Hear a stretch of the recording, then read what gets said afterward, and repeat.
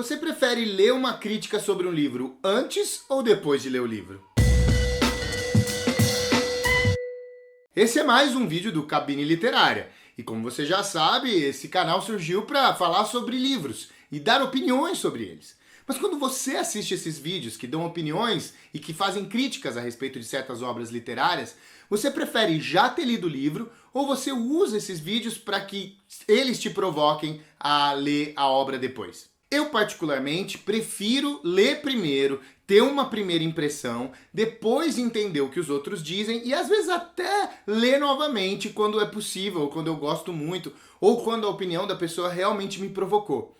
Isso também é mais fácil quando você está falando de crítica de cinema, porque são 2 horas, não é de repente uma semana ou um mês a mais que você vai gastar para ler de novo. Mas de toda forma, mesmo dentro do universo literário, é interessante perceber que existem pessoas que gostam de ler primeiro para ter uma impressão, vamos dizer, neutra, pura, a minha própria opinião, e depois ler ou ouvir as críticas, e tem gente que não, que já prefere primeiro entender do que é que se trata esse livro, porque de repente eu não vou nem me dar o trabalho de ler. O fato de eu preferir ler o livro e ter uma opinião mais pura sobre ele, não significa que 100% das vezes eu primeiro fiz isso e só depois fui acessar uma crítica.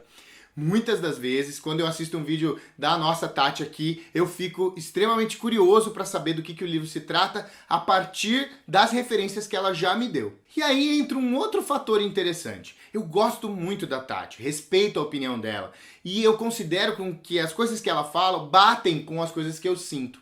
Isso faz com que tudo que ela fale a respeito de um livro me pareça muito coerente, razoável, e eu sei que vou encontrar aquelas coisas no livro. Isso acontece com você também? Ou seja, quando você tem uma opinião positiva a respeito do resenhador ou do crítico, e ele tem uma opinião positiva a respeito do livro, você automaticamente entende que você vai gostar?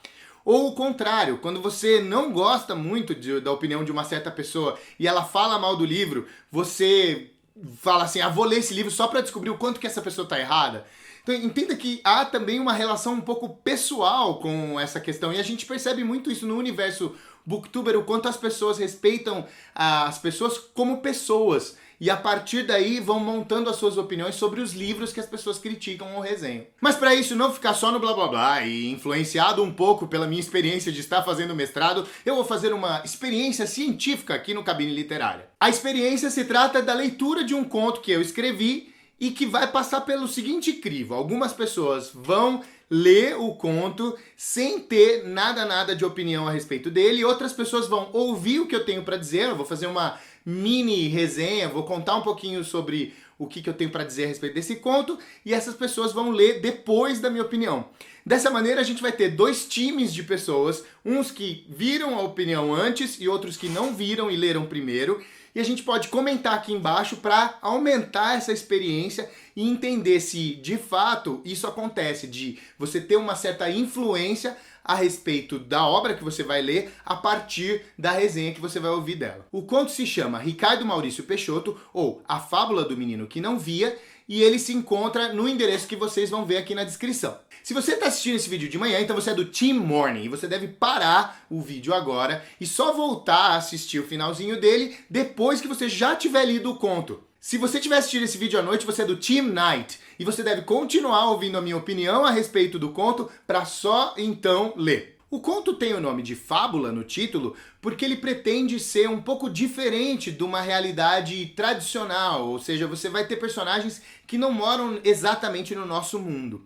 Ele segue num esquema de realidade mágica, seguindo o padrão de Murilo Rubião, um dos nossos autores nacionais de ficção fantástica que eu admiro muito. Se você já leu o Murilo Rubião, você vai reconhecer até mesmo na estrutura e na prática de iniciar o conto com citações bíblicas e de um outro referencial que vem justamente da tradição desse autor.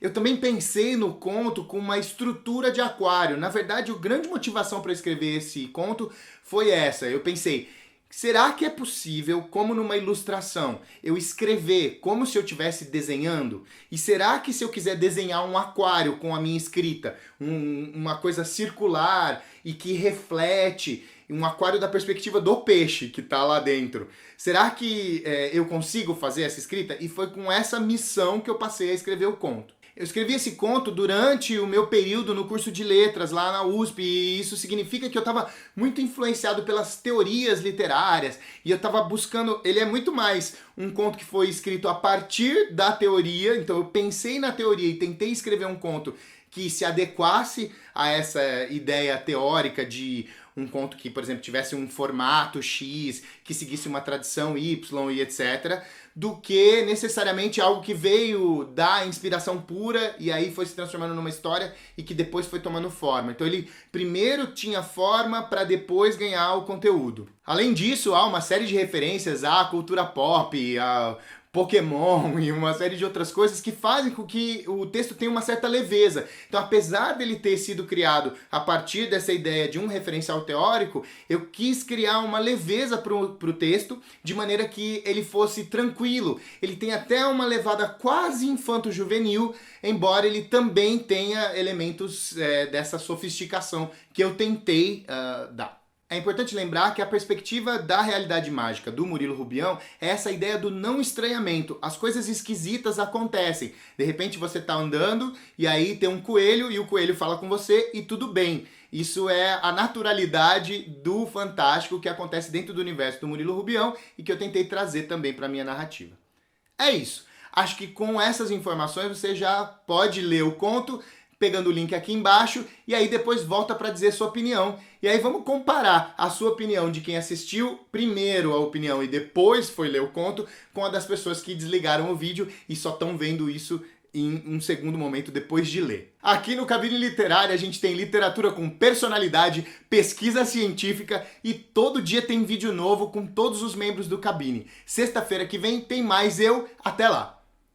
Na semana passada eu falei sobre RPG e a possibilidade de jogar as histórias que você gosta e sobre livros e letras, escreveu um comentário pra gente falando sobre livros-jogos, que até já tinha comentado num dos vídeos coletivos e realmente ficou faltando falar um pouquinho sobre isso. A perspectiva do livro-jogo é uma aventura solo que você joga sozinho, às vezes envolvendo dados e às vezes você só escolhendo, por exemplo, se você escolhe chutar a porta, você abra na página 265. Se você escolhe investigar pela janela, abra na página 315. Então tem essa possibilidade. E é muito legal. Tô aqui me preparando para talvez fazer um vídeo mais completo sobre livros-jogos mais pra frente. O Rodrigo Kowalski disse o que é o crack perto do RPG, e eu fiquei pensando numa coisa que tem a ver com isso, né? O quanto que, às vezes, a incapacidade de você entrar num mundo de imaginação, de vivenciar histórias, e mesmo de ler como um leitor tradicional, independente de você querer ou não jogar as histórias, tem muito a ver com você não precisar de outras válvulas de escape do nível mais hardcore que prejudicam a sua vida e a sua saúde. É interessante pensar, tem até um livro que fala sobre violência, faz uma associação com jogos e ele fala justamente que não é bem por aí, a ideia não é que quem joga fica violento, como num vídeo em que eu já fiz no passado, mas que eles vão justamente dizer que as pessoas que têm dificuldade de entrar num universo de imaginação precisam fazer coisas no mundo real, que é o perfil do psicopata que mata, que machuca e que comete atos de violência. Interessante pensar, então, como que o estímulo à imaginação que o RPG traz pode servir como uma espécie de local seguro onde você possa viajar e brincar de inventar outros universos e outros você mesmo.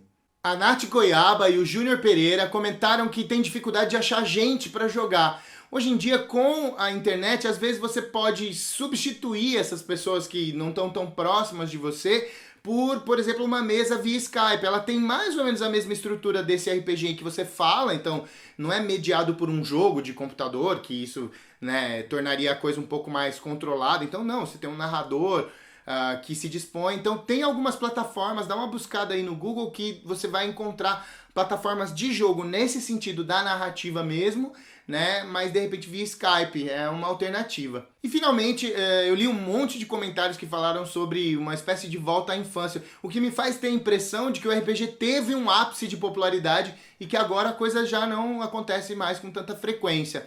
Então foi legal relembrar a minha própria nostalgia e de repente trazer um pouco disso para quem jogou RPG quando era adolescente ou criança. Aí eu falei, não?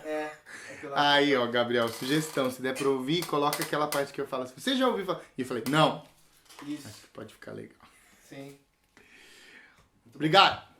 Beijo. Bota a cara no sol.